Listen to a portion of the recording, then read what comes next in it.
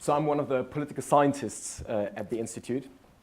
And when we do a research project on fundamentalism, of course, the question arises, what is fundamentalism? A lot of people say, well, I know what it is when I see it. So very often when people say fundamentalism, they mean something like this. This is the Breitscheidplatz in Berlin after the attack in 2016, the terrorist attacks. One of the first major terrorist attacks on German soil for a long period of time. So fundamentalism, people would say, is linked to violence.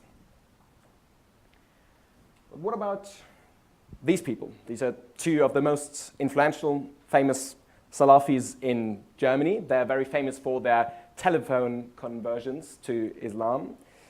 And they are, in many regards, extremely conservative, are against many of the values of the German state. However, they're outspoken against any form of violence. So then we might think, so maybe fundamentalism is when people are against the values of our societies.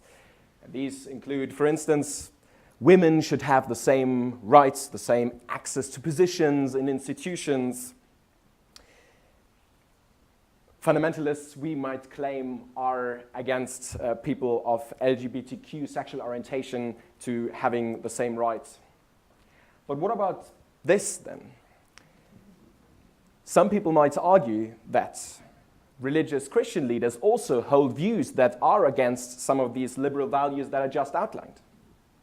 So there seems to be something particular about sexuality and gender when we think about fundamentalism. It seems to lurk in the background, but very often it's not properly addressed. We want to change that. So just give you one brief example from my PhD research, which I conducted on the relation between Muslims and the state in two diverse neighborhoods in Germany and the UK. So I had one conversation with a senior official at the Home Office. And he was telling me about the discussions that they had also in policy circles about what extremism is. And as you know, very often these terms, fundamentalism and extremism, are used interchangeably. Of course, they are not. And he told me they were considering using homophobia as one of the key criterions for fundamentalism. So what he said was, well, if we are using homophobia as criterion, and I quote, "This will target Muslim communities and then will conveniently ignore other communities which hold the same values by some definitions. The Pope would be an extremist. Probably the Archbishop of Canterbury would be an extremist. Half the Tory MPs would be extremists." However, what we understand as fundamentalism has very severe real-world implications. As I said, it's often linked to extremism. So funding is cut, people get fired, people get put in prison, people get stopped and searched, as we heard earlier. A lot of people in my research, however, that I talked to said, wait, we are just social conservatives. We hold the same values that people in Britain did 50 years ago. So if we're fundamentalists, why isn't Margaret Thatcher a fundamentalist? So what does a research project do? The research project tries to address the following question. When fundamentalists and the state interact, what role does gender and sexuality play? And in the project, we will investigate a Christian, a Muslim, a Jewish fundamentalist, or how we call it, strictly observant, to use a term that is less politically loaded in the first place, group in the United Kingdom. We hope also that in the follow-up to our project, we will be able to expand that scope to other countries and other religious groups. So some of the questions that we try to address are, how do fundamentalists criticize our societies with regards to gender and sexuality?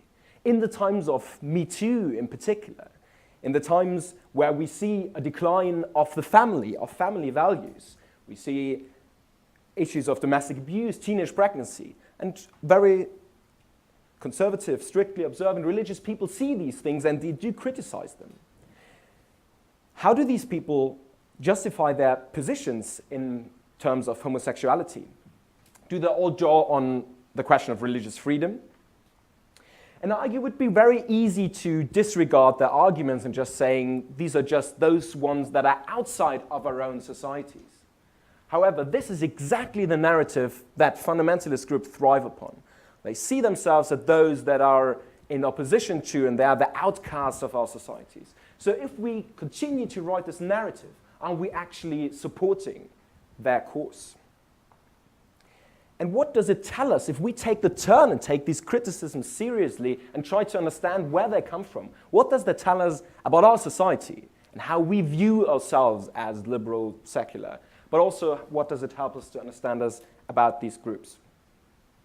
For this purpose, we will have a conference on strictly observant religion, gender, and the state to take place here at the Institute in March. And you're all very welcome to attend and to further discuss these questions with us. Thank you very much.